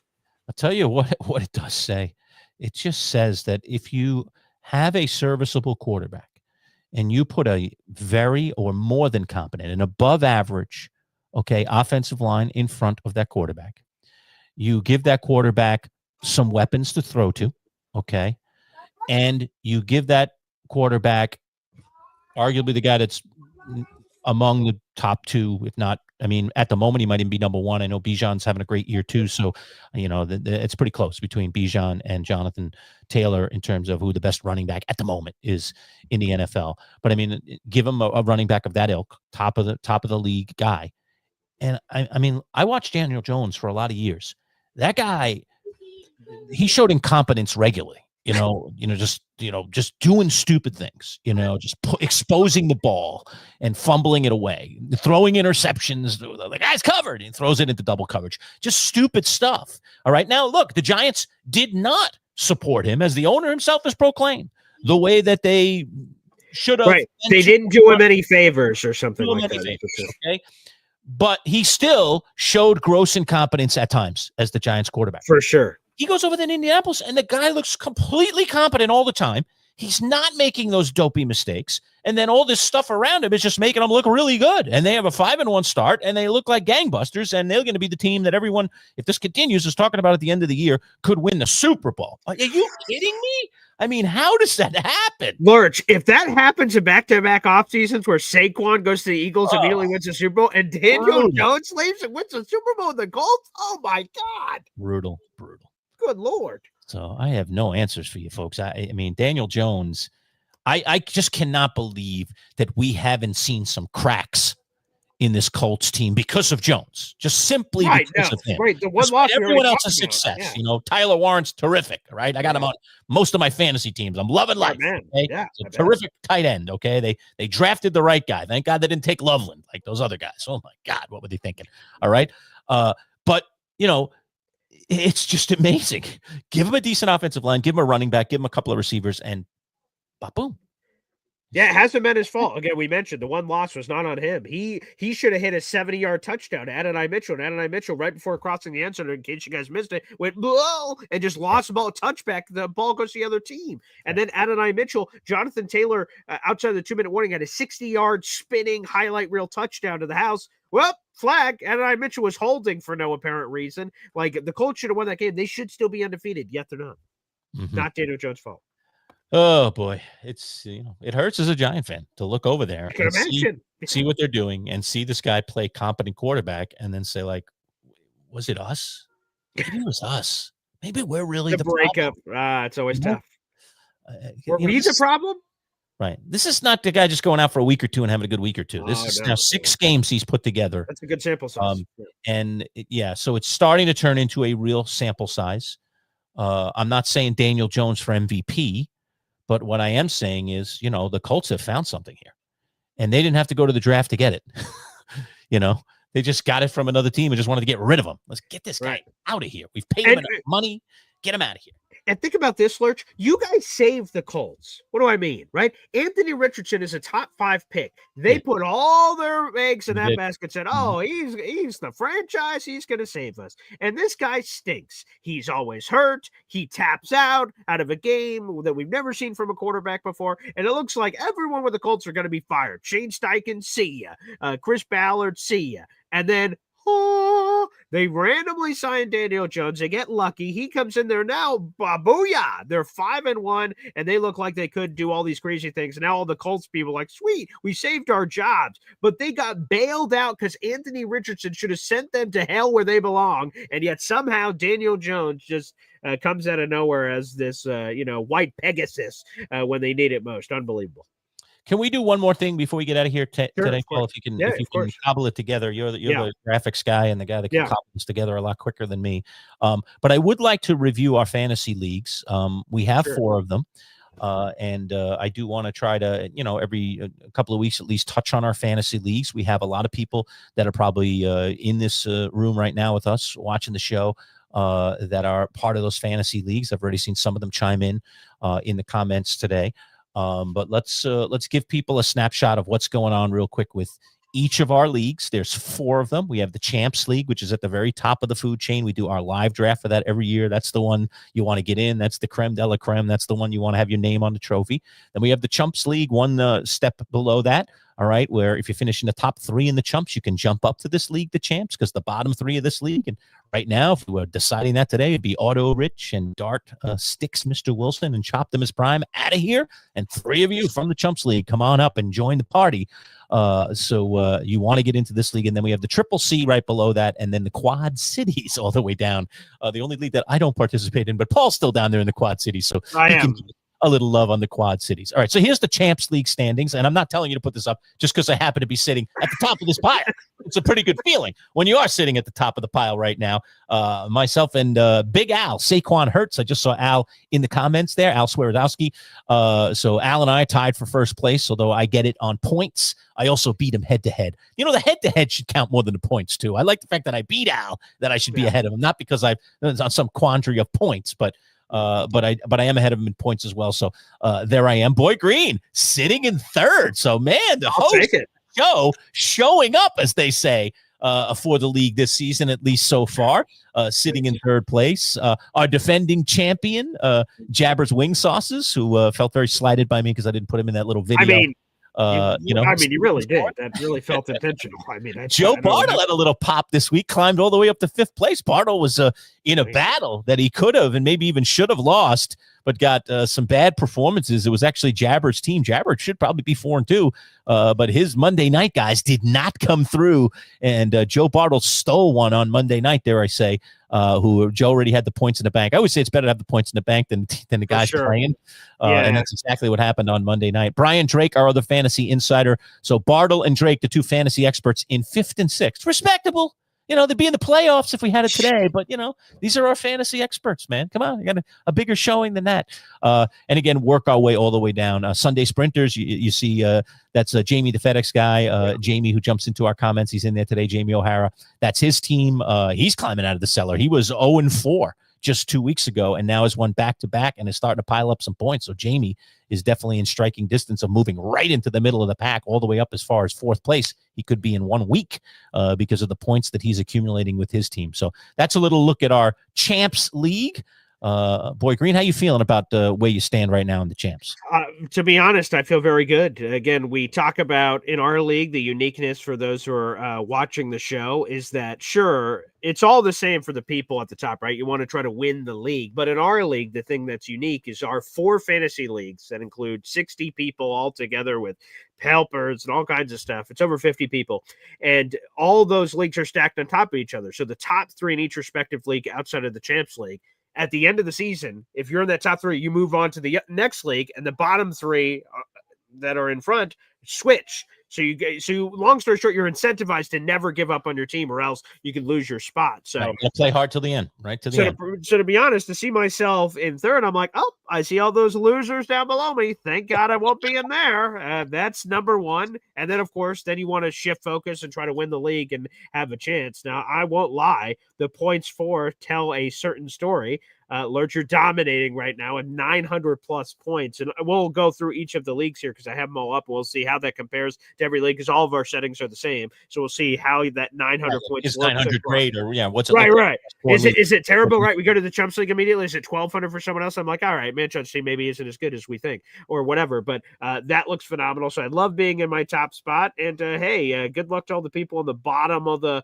pile down there. Thankfully, no one's winless in the Champs, at least, Yeah. We definitely have that in some of the other leagues. So we'll get into that. No winless teams and no undefeated teams in our Champs League. Right. And Boy Green is Dr. Fields good, in case you didn't know. And I've named all my teams Stairway to Evans, and then you'll see in the other leagues Stairway to Evans 2, Stairway to Evans 3, just whatever league it is. I just put a number at the end of it so it's easy to identify us. All right, so there's the Champs League. Let's jump on over to the Chumps. Wait, did I switch? Did I switch graphics? Wait a minute. What the heck is going on here? Oh, he didn't change anything other than the names of the teams below me. Here I sit once again in 1st place, Boy Green. As they say, I'm having a year. I have made some good choices this year. My rosters are quite different in the 3 leagues that I'm in this year, the Chumps and the Triple C. But all of my teams are performing very, very well. So I'm pretty stoked about how I'm doing here. And look at what we just talked about, right? You have 900+ points in the Champs League. That's good enough for 1st place. In this league, you only have 819, but that's still good enough for 1st place. And you're tied with 3 5-1 teams here at the top. So again, different leagues, different situations, talent spread differently across the leagues here. So impressive that you're on top. And you got to scroll to find me all the way there on the 2 and 4. Things have gone less than ideal. But the big thing here, as you guys can see there on your screen, is I'm among the highest points scored against. So that's unfortunately a little bit of the luck of the draw there. So you just have to overcome those obstacles that you face out there in the universe. All right. Yeah. And some other recognizables in this league for people that follow along. Boy Green is obviously our 9th. Dr. Fields good. His dad is the Esden Zone. He's down in 11th, so he's struggling right now. And Titletown Cheeseheads, that's Mike Nikoski. Mike Nikoski is a player who has been up to the Champs League twice. Yeah. Been demoted twice. And this is the 2nd time he's been demoted, and is now trying to battle in the Chumps League to get in that top 3 so that he can come back up to the Champs League again next year. So he's been in and out. I know Mike's a battler. I actually played him this past week and beat him, so he wasn't too happy about that. I'm sure. But yeah, Mike is still battling there. All right, let's go to the Triple C League now. I'm sure. Okay, here we go. Oh, I'm not in 1st in this one. Oh, thank God. Place in a battle. Someone is 6-0 in the Triple C. Love Thy Neighbors. I don't know much about Love Thy Neighbors. Do you know anything about that? Is Jeff. Yes, that is Jeff. So Jeff's been in our league for many, many years trying to get up to the champs. They've been trying for a long time, and wow, it looks like this may be their best effort yet. And look at this. You talk about the extremes, right? So we have someone at 6-0 all the way at the top. That's pretty good. And they have a game, well, call it a 2-game gap because no one's 5-1 in that league. Yep. So they're 2 games up, and they have the points. And then you go to the bottom. No one's winless, and no one has 1 win. So there's this glut of teams from 7-12 that all have 2 wins. Yeah, so like just a lot to be decided is long story short with that. Yeah, you don't want to be heading on down to the Quad Cities, man. So get out of that 2-4 situation. Yeah, pile up some points or something. Yeah. So this league, with the one team at the top, and then everything else is a big blend. And look at that, 6 teams tied at 2-4. That could go anywhere. Let me give you some credit here, Lerch, right? So you're 4-2 and you're second place in the league. That's very good. You have the most points scored against you, and no excuses for you. You're the second best team in the league. There's 806 points scored against you, and you've overcome those odds of getting everyone's best shot and still have a 4-2 record. That's pretty impressive. So hopefully the worm turns in the second half of the season. Right. It goes limp the other way. I don't know. Yeah, Love Thy Neighbors has been rock solid. All right. And then the Quad Cities, Boy Green, I don't ever get to see the Quad Cities. So here you go. Let me in on the secret here of the Quad Cities. Well, obviously, Boy Green is at 5-1. I'm a top 3 team in the league. Nice. Why the hell wouldn't I be? That looks terrific there. Shout out to our boy Bubba Badshaw. He's fighting. He's there in the middle. You'll see 3-3. I see him down there. He's been trying to make some waves in there. Unfortunately, we have another 0-6 team in this league, and they're I'm not going to lie. This is one of the worst teams I think I've ever seen before. So this team is doing very poorly. They have 500 points. They almost have half the points that the first place team has. And so luckily for you, there's no 5th league at this point, so there's nowhere to drop. So if you just stink in this league, well, there's nothing to be said. Can't go down any further, right? So I guess to the lowest of the low. So that's some level of something. Give a shout out here to Sweet Teeter. Remember, that's Matt from Auburn, who's fallen all the way down. He's 4-2, so he's in 4th place. He's very much in the mix. And to be honest, points wise, he should be even higher. He has the 2nd most points in the league. So if something went the right way, he would be the number 2 team in the league. But because of record, he is not. He has 4 wins as opposed to the 3 teams out of him all have 5. Wow. So, well, Big T, who's leading this league, has more points than even I have in the champs. We were just talking about how getting over 900. He's at 913. I think I had 906. Yeah, right. And Jack's Jets. Well, if you're going to be 0-6, why not put Jets on your name these days? It kind of fits. Yeah. It kind of works. So good thing. If you didn't change that name already, if that was the original name, well, then you're right on the mark in terms of your prediction of what you're going to be this year. All right. A lot of work to do for these Quad Cities. Are you on the Quad Cities trophy yet, Boy Green? Have you won the Quad Cities? Let's take a gander. Yeah. Why don't you go grab the? Yeah, go ahead. Grab those trophies and I'll be right back. Hang on tight. Go ahead. Yeah. So you don't have to. Boy Green's got all the trophies that they sat in our studio forever, our radio studio, and now he's taking them all home, and they're on that bookshelf behind him that you see with all that Jets paraphernalia. He's got all 4 trophies over there. There is a trophy for every one of these leagues, and we do, essentially put a new plate on every year on the side of the trophy. Eventually, we keep this going for enough years, we'll have to get some more trophies or just get larger trophies and move all these plates over to a larger trophy. But he's been participating. I've always participated in the champs and the chumps. And then this year I expanded to get involved in the Triple C as well. Boy Green has been playing in all the leagues the entire time. So he was in the Triple C before me. I think he might have a championship already in that league before I got in there. Now I'm going to shut him down. And he's by himself right now. I refuse to join the Quad Cities. Is that going to change at any point, Lerch? I don't know. I'll think about it. It depends on who's down there. If there are fun people down there that lure me in, then maybe I would come down there and play with those people in the Quad Cities. But right now, Boy Green is down there himself, just monitoring that. All right. So I got these in the land. Okay. Yeah, I got these 2. I need to grab the other 2. I thought they were up here. So they're right over there. So away? Yeah, they're further away. But I'll get those just in a second. But yes, here's the most important. So that's the champs. You got the guy in the Barker Lounger, right? So that's the big one. All right. That's the one you want your name on more than anything. And this league has obviously lasted the longest. So obviously, when we built all these leagues, we didn't know we were going to have 4 to begin with. So we had 1, and that's 2017. And of course, you see his name on there. Here I am. Won that first year, baby. Yeah. Way to start a league. Go and out. I won the second league. And then you did. Look at the host. Amazing. The show is destroying everyone. I win the first year. Boy Green wins the second year. So we were very competitive in the early stages of the champs. And that's important because I have this fantasy book back here by Matthew Berry, and I hear so many stories because he basically wrote a bunch himself, and then other fans wrote in stories, and if they were compelling enough, he put them in there and put his own spin on it. Mhm. And there were fans in there that have been commissioners of leagues for 30, 40 years and have never won their league in 30 or 40 years. Yeah, it's hard to win a league. So, like, to be able to do this is incredible. And Lerch, you've done it twice, of course, 2017, 2021. So apparently I win every 4 years. I'm kind of trying to do that, like Giants, San Francisco Giants thing, where they're winning in the odd years. The even Yeah, years. I'm just doing. I'm like an Olympic. I've always liked the Olympics, so I show up every 4 years. So if you add it up, I'm pretty much going to be due. I'm in one of those fours, aren't I? Right in that world. That you are. And by the way, I just want to be known that Boy Green wins apparently every 5 years. So there you have it, 2018 and 2023 here on the Champs League trophy. So we are the only two in the champs over the 8 seasons now? Are we in season 8 or in season 9? Yeah, we're in 9. We're in season 9. Yeah. And we each have won 2. So I was for a while the only 2-time champ, and then he got one a couple of years ago. I was like, oh no, I don't even have that. So now I have to be a 3-time champ. That's right. So that I can outdo him. Let's see if I can find these trophies real quick. All right, Lerch, hang on tight. You host the show. Right. I'll be back. We'll find the other trophies. All right, we got all these trophies for this. For this thing, I might as well show them off. But yeah, this is a lot of fun. Our fantasy leagues, and by the way, there's no money involved whatsoever. So if you can find your way into our leagues, and again, you want to contact Paul directly, you can DM him through social is probably the best way to do that, and tell him you're interested. Now, you have to be a dedicated fantasy football person, and you have to you have to be on the waiver wire every week. You got to be adjusting your roster. If we catch you, sleeping at the wheel, like, oh, well, I went to the Bahamas this week, and so I didn't even set my lineup, and you leave 3 guys in the lineup that are on bye, we'll kick you out. Because this is competitive across all 4 leagues. We want everybody completely into it. So you got to take the time, even when you're doing something that you don't normally do, to make sure that your roster is correct. You got hurt players. You got to put them on IR or put them on your bench, put other guys in there. You have to be active to be in our leagues. But if that's what you're like, and you don't care about winning money, you care about, the pride of saying I won one of these leagues, and hopefully eventually getting to the top league, coming to our live draft, and then winning that league, then you're our kind of people,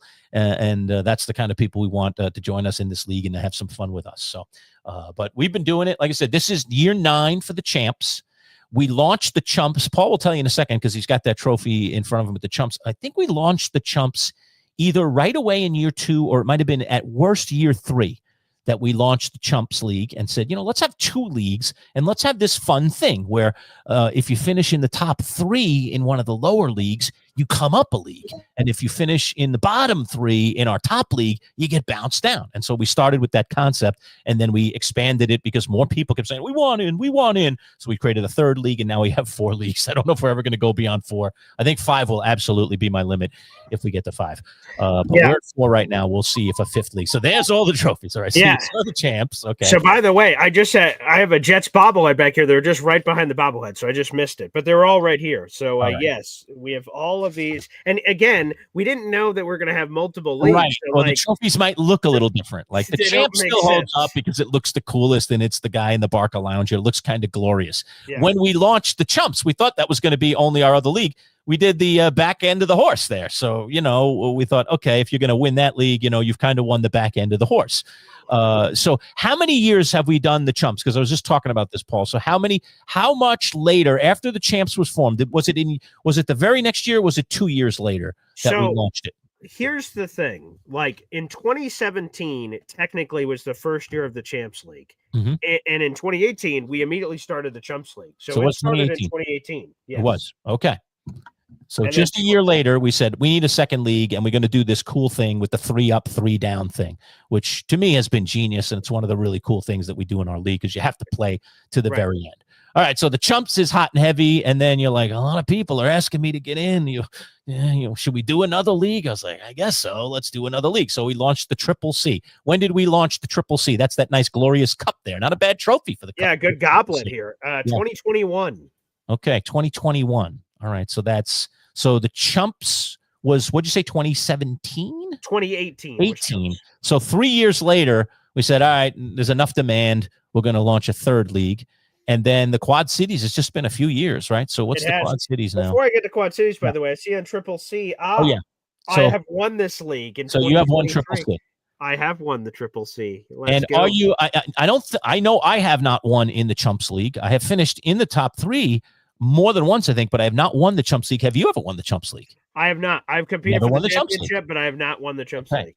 All right. Okay. And then, so Triple C, you've won once. I just started competing in the Triple C this year, so hopefully I can get on there as well, so I can't let you get too far ahead of me. And then what about the Quad Cities now, the newest of the new here? I am the reigning champion of the Quad Cities League. So I've got 4 championships, baby. Look at all these. Look at all.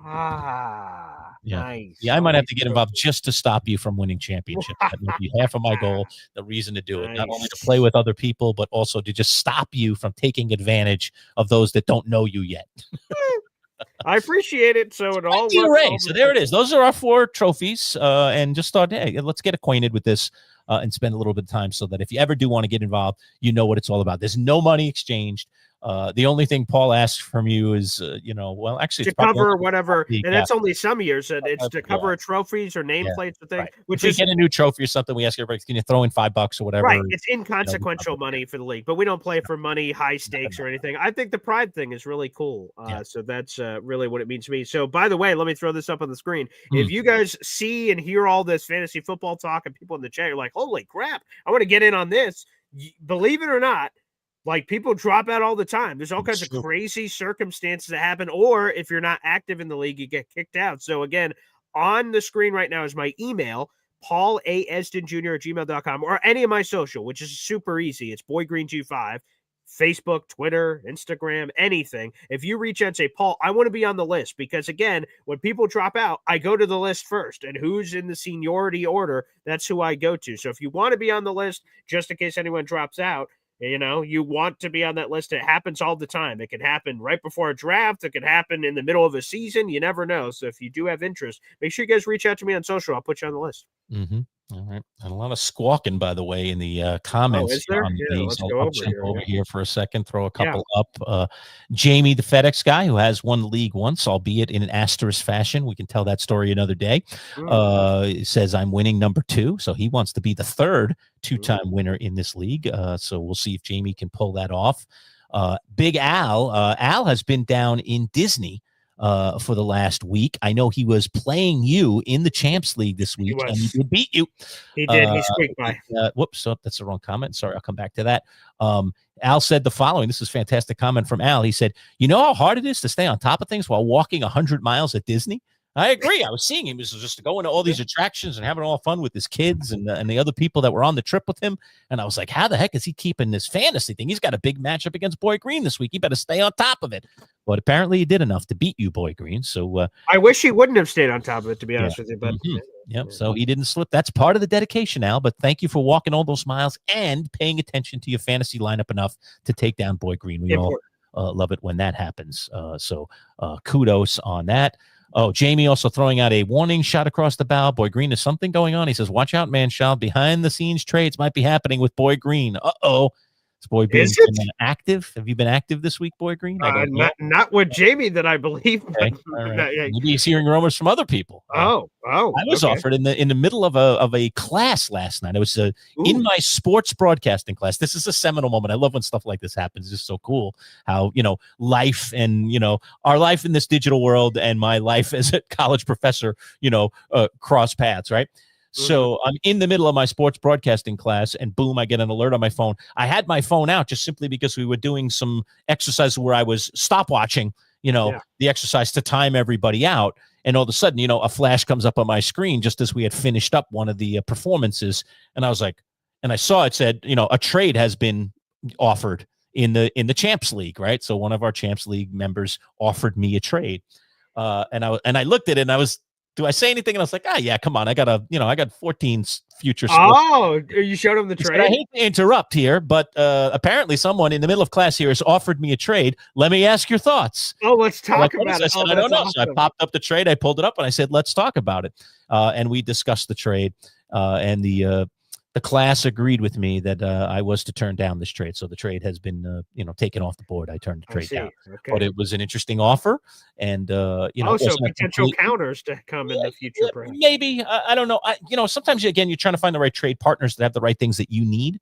So one of the things that was being offered to me in this trade is something I don't really need. So I was like, I don't really need that. So I'm going to find another partner if you want to trade that piece to someone, because that's not something I really need. So, but anyway, it was fun that, have the class trade and give me advice. And I was like, I think I'll take your advice. Decline. And off I went and continued my class. So anyway, so it's always fun. So whether you're at Disney, whether you're in the middle of teaching a class, whatever it is, trades are happening, roster moves are happening. Everybody knows waiver wire night is Tuesday night into Wednesday. I made a terrible mistake, Boy Green. I told Dalton earlier in this broadcast that I need a quarterback in the Chumps League because Lamar's my quarterback and he's not back till next week. And I've been ham and egging it with Geno Smith, who's been god awful. And someone let Caleb Williams out on the wire this week. I guess maybe they had a buy or something in the Chumps League. And I put in a claim for him, but I also put in a claim for a defense, and I didn't put them in the correct order. So I find out, I didn't think I was going to get Caleb anyway because I'm at the top of the standings. I'm picking pretty late. I find out that I would have gotten Caleb. No one else claimed him before me. I get the defense, and then someone on the second round picked up Caleb, so I didn't get him. Sucks. You idiot. So there it is, life taking over, and you're not paying attention to every little detail, and you lose a guy you could have had. So I'll go find another quarterback. It'll be all right. Lamar's back next week. I'm not that worried, but I could have had a better quarterback at least for this week, and I'm not going to have that. So there you go. And by the way, quick shout out to Badshaw. So he said that's how I joined last year, because last minute someone backed out and he volunteered, and there we go. We got Arkansas representation. Awesome. So thank you, Badshaw. He's having a lot of fun. He had a terrible season last year, and he didn't let it hit him, and he came back, and like I said, now he's in the middle of the pack, so he's fighting. Listen, this is a grind. It is a fight. You just keep working at it. And by the way, the more dedicated you are to our leagues, let's say, Badshaw, you're stuck in the Quad Cities, which I saw you down there, all right, for 3 years, but you're dedicated and you're doing a good job with your team. Oh, a spot opens up in the Chumps League. Oh, well, Badshaw's been great. He's been doing really good work down there in the Quad Cities. Maybe we'll give him a little promotion, dare I say. So those kind of things happen from time to time. That comes into play. Yeah. So that comes into play. I mean, Boy Green and I are the ultimate commissioners. We co-commission all the leagues, and any decisions that have to be made, we usually confer with each other so that it's fair and honest. And those kind of decisions are made on an annual basis. So you could find yourself all of a sudden, whoa, I just jumped 2 leagues and I didn't even have to do all that much. I just showed up every day. Showing up is a big part of life, as they say. So show up. Show up for life. Show up for fantasy. You never know when you might get a promotion unexpectedly. That's a good point. Those are the good phone calls. The bad phone calls are, sorry, you're headed down to the. It's not me. It's you. Yeah, right. Sorry, the nice phone calls are like that manager who says, hey, buddy, it's your time. The Mets say, it's time to pitch. We got to start filming those, I guess, when they get those calls. So, like, we can bring that'd be cool. That'd be cool. Yeah. Right. Oh, my God. I'm moving up. Yeah. We'll work on that. All right. Well, look, let's just preview the rest of the week for people because we have a really good week. We have a lot of content coming out this week. We've already dropped a bunch of content. We've already dropped Ed Valentine. We've already dropped Jake Asman, who I understand I missed the Asman interview. We just had a time change, and Paul ended up doing that interview by himself. Jake had to be raw. I wanted to talk to him this week because he's upset with what's going on with the Jets. Yeah, he's bubbling a little bit. He's been bubbling for a couple of weeks. So well, that's true. I'm sorry I missed that. Was he okay? Did you have to do therapy, or how'd that go? I did. I tried to kind of say, hey man, the defense improved. Hey, the special teams improved. Hey man, confidence level with this regime, and it took some time. There's no question about it. So yeah, let's set us up for the week. So we're gonna actually have, and you guys, it should be available here very shortly, a bonus Jets interview breaking down Jets Panthers. Lerch's old buddy Mike Lissette, who's been involved in our radio show forever, and then now has gone on to do TV guy in Charlotte. So he covers the Panthers every day. So a Panthers insider to give us that preview. So that's up. That's a bonus episode. That's a collaborator. So that's both on my YouTube channel and MC Show Digital. So you guys can check that out. Feel free. And make sure you guys like that video and hit subscribe. Show your support for that, which is awesome. So we have that interview up. We're going to do another Syracuse preview. We'll do Syracuse Pitt. That'll come out probably later today with Pat Bostic. He's the longtime former Pitt quarterback that's now part of the radio broadcast team. So do Syracuse Pitt. Great. Yep. We got Survivor tonight, Lerch. So another castaway to be eliminated. I'm ready. 9:45. Tune in late tonight for the CBS reality show Survivor. I hope you guys come and join us. That's a lot of fun with former Survivor castaway Brett LaBelle. So that's awesome. Thursdays, we have Anthony Prohaska talking all things Buffalo Bills with Anthony, which is going to be great. And Fridays are a very, very busy football day of our Joe Bartle interviews at 10:30, rotowire.com. 11:15 is when we record it, but it comes out shortly thereafter. Our NFL picks against the spread, but you guys have 24 hours on Friday to make all your picks against the spread in the NFL on our Instagram, which is MC Show Digital. So we're everywhere, Facebook, YouTube, Twitter. Just go anywhere and you'll find it. So, yeah, we got a ton of content coming out. So Joe should be in a little bit better mood because, as we saw in the standings, he won this week to get back to 500. Thank God, because he's been having an injury. His team has just been decimated. I feel so bad for him. He's just having one of those horrible years. Yeah. And he hasn't been getting any breaks. And he rolled into Monday Night Football looking like he was going to be a loser again. Jabber, who played him in the Championship League, was like, oh, man, all he needs is like 15 points from 3 guys. He's going to be fine. Yeah. McCloskey Merritt had a miserable night. And DJ Moore did nothing for the most part. You never know. You never know. All of a sudden, he didn't get the points even that were projected for those players, and Bartle ends up, with a sneaky win there. So he should be in better spirits, I think, coming off the win. We'll see. I don't know. He still seems very surly and angry with us. That's what happens sometimes when we're near the top of the standings and he's not. He gets a little especially surly. Because when he was surly, it was last Friday, obviously. He was coming off the Thursday night game where Cam Scatterboot scored 30 points against him with Jabber. So the week got off to a horrible start, and then it looked bad on Monday Night Football with Jabber going in to put the foot on the throat, and Joe squeaked out. So, he got the break that he needed. Yeah, he got the break that he needed. Sometimes a guy pops, but other guys disappoint, and then the next thing you know, hey, that all is a wash. It's just a wash. I just won. So that can happen. That can definitely happen. All right. Well, it's been a good week. It's going to continue to be a good week. Like I said, all this great content coming your way. Again, don't forget, if you haven't already, I know we have a lot of people in the room right now, to subscribe. All right. We are offering a prize right now just for being a subscriber.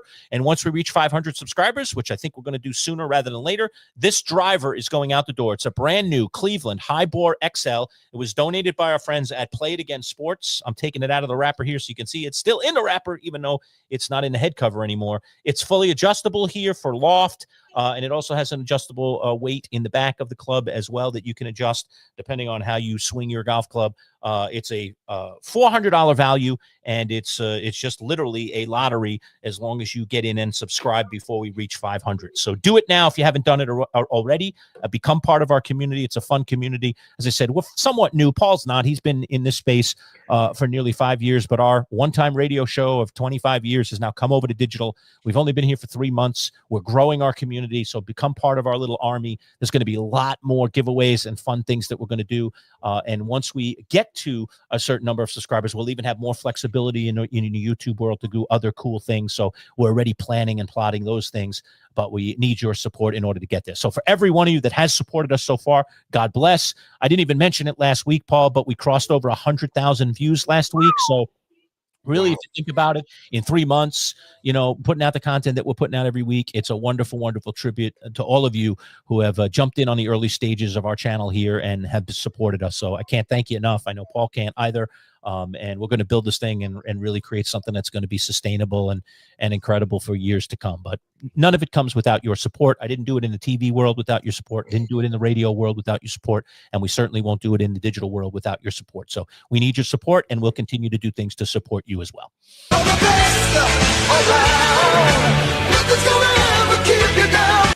100,000. I mean, that's incredible. Some people never get to 100,000 on their shows ever. And that we've got it in such a short amount of time is a dedication to you, the fans. Thank you, guys. So again, no matter where you're watching, I know we're streaming in a lot of different places here on my YouTube channel, my Twitter account, and through the MC Show digital Facebook feed, if you may have clicked in through that as well. Again, youtube.com/MC Show Digital. It is free to subscribe. Just right now, we have 200 plus people in the room. Pull over a new tab on your phone or go over to your computer right now, and you have a chance to win that Cleveland High-Bore. You can do it for yourself if you're a golfer, or get it as a gift. Christmas is right around the corner. Cool. And as soon as we get to 500 subscribers, we'll give it away. So the faster we get there, the faster we'll give it away, and more free giveaways to come. So as long as you remain a subscriber, you're in for this golf club giveaway and every other giveaway we do, as long as you are a subscriber on the channel. So guys, make sure you take full advantage there on your screen. Again, youtube.com/MC Show Digital, and get on it. What are you waiting for? And on top of our regular guests and all the stuff that we do, as you know, we do Jets, Giants, and Bills every week with our insiders. We do PFF and our kind of an all-encompassing NFL segment. We're still doing coverage of Syracuse football right now since we're in season. As we mentioned, we call that inside enemy territory. We'll do some bonus stuff like we did this week with Mike Lissette on the Jets and their matchup with the Carolina Panthers. When we have insiders in markets, we'll reach out to those people and bring them into the show. We're also doing another really cool thing. So Paul played high school football at Oswego, all right, which is where he currently lives, actually. So we interviewed their head coach a number of months ago on the radio, and he was just a really good guy. And as it turns out, the reason we interviewed him on the radio to talk Oswego high school football was because he was a teammate of Paul's when Paul was playing football at Oswego. So his former teammate became the head coach. So this 30-ish-year-old guy took over the program, and he had all this energy, and he wants to bring the program back to, dare I say, respectability that they were back when you guys were playing together. And so we said, we'll do you a solid. We're going to do something kind of like a play off of Hard Knocks, and we called it Bucks Knocks. And we have created 10 episodes so far, probably another 4 or 5 to go before we pack it in and say, all right, Bucks Knocks, it's a wrap. But you can go in and check it out. It's all in our playlist in our YouTube channel, and you can see what we've created so far. Some of them are just silly little funny videos. Other are cool little interviews with the players and the coaches. There's some long form and some short form. It's mostly short form, so it won't take you long to peruse and check it out. But we had a lot of fun. We went out and met the team, interviewed the players and the coaches, and then videotaped a full practice. They let us like literally inside the huddle, any place we wanted to go on the field. We were up close and personal with the players and got as much video as we could, and then put together this video series that we're calling Bucks Knocks. So go check that out too. It's just a fun little thing, and I know you're awful proud of your alma mater. And they actually just won their first football game last week. Yes. So they got off the schneid and got themselves a win. It was actually homecoming week for them as well, so it was a rather glorious moment. And they won rather emphatically. So you must be proud of the series.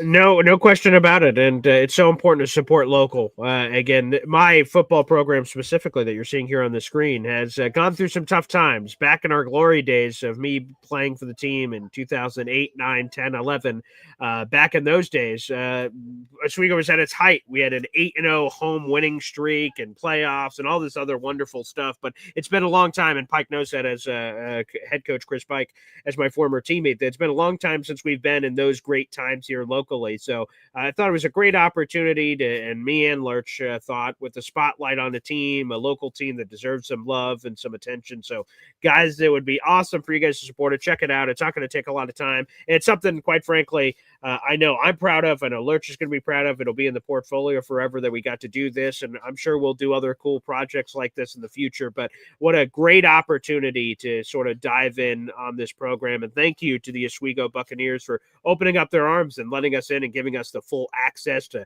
mic people up and do all kinds of wonderful stuff. So, yeah, this was cool. And, of course, to still be around here locally in Oswego, I would have never thought that I'd still be here after all this time. So it's cool that I am, because we got to do cool stuff like this in the local community. So super proud of it. And, yes, that's in its own playlist. That is Bucks Knocks. So you guys can check out the full thing at any time, every episode of the series in order. Yeah. Look, we did a quarter century of radio right here in central New York. So obviously our roots are very, very deep here in this community. So from time to time, we will do some of these local projects and try and spotlight some of the cool things that go on right here in Syracuse and the greater central New York area. So those are just little fun side gigs for us. But it's fun stuff to take a look at and get a sense of kind of what our community is all about. And this one is definitely a labor of love, but it's really been a fun project to work on, and it's starting to wind down. We got a couple more things we're going to put out, and then we'll move forward. But really, really proud of the series, and it's cool to again be able to revisit something that was important to your life a number of years ago and kind of give back to those guys. I know they're very, very grateful. They've been terrific in hosting us and in putting some eyes on this. And I know the parents have been very excited. A lot of them. Yeah. Excited. They're wondering when the next episode's coming. Oh, for sure. Which has been cool. A labor of love for sure. A lot of video editing for the Manchild and others contributing to this. It's a very time consuming consuming project, but in the end, it'll all be worth it. 100%. So, big cheers to you, Manchild, for all the editing on this series, which has been a lot of fun. And thanks everybody for supporting it. And I can't wait. I can't wait for the next future projects we have. And hopefully, as Manchild has been around forever, but not forever in the digital space, that hopefully you guys are getting to know Manchild more. Hopefully you're getting to know me more about, and I won't speak for Manchild here, but I can definitely speak for myself, is that my heart's on my sleeve. I'm always talking about our families and life and local and all these things that affect our lives. So I'm a pretty open book as it comes to all those things. And I feel like you have to be in this space with the people, and hopefully that brings us all even closer together. So we're always willing to do cool stories like that on top of the normal stuff we do. There isn't much that hasn't happened. It's a good point for us. Yeah. I mean, two things. I'll just tell these two very quick stories. Okay, sure. The first one is, Mike Lissette, the guy that we had on today. If you go and watch our interview that we did with Lissette inside enemy territory for the Jets taking on the Carolina Panthers, he covers the Panthers these days. He's been in Carolina for at least 5 years doing television. He's bounced around to other markets. You'll hear him mention Grand Rapids as a market that he has spent time in.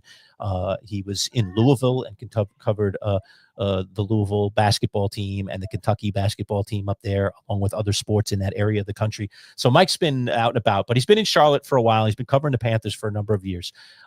Mike sub-hosted for me when I was finishing up my education, my master's degree. I had to do some stuff in the classroom. And Mike was sub-hosting for me. And literally in the middle of a show, Mike had a seizure on the air. And collapse. Very scary moment. It's all turned out good. He's fine. But literally, like, that happened on the air. And I wasn't there. My partner, Bud, was there. But it was just a wild moment. And like, that actually happened. That was a real thing.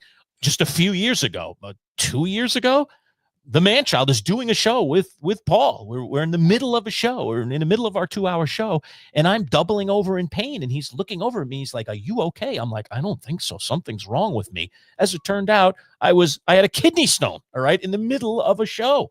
All right, was rushed to the hospital. An ambulance came, took me away. Everyone at the radio station thinks it's the funniest thing in the world. I was like, man, this is not funny at all. Anybody that's ever had a kidney stone knows exactly what that's all about.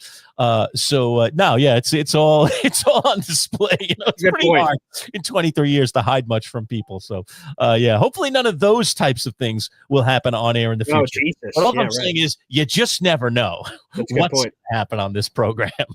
Literally, our lives have been on display for people, whether it's an awful cold, I'm sick to my stomach, you name it. We always try to show up for you no matter what. So showing up, as they say, is half the battle. So we'll show up for you. Whether we'll be in our best selves on that day, I can't guarantee you, but most of the time we are. All right.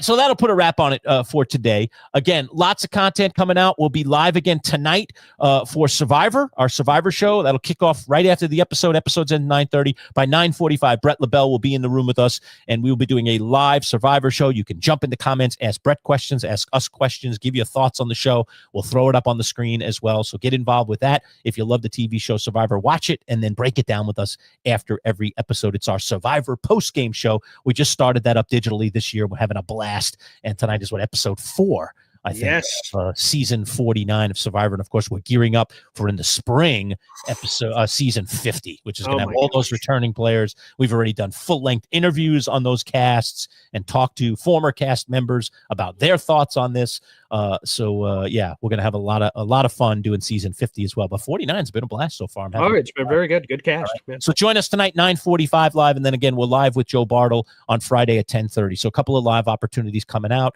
on top of the content that we're dropping. All right, for Boy Green, it's the Manchild saying so long, folks. Thanks so much for tuning in. Appreciate you all being here live, and we'll talk to you again soon. Take care.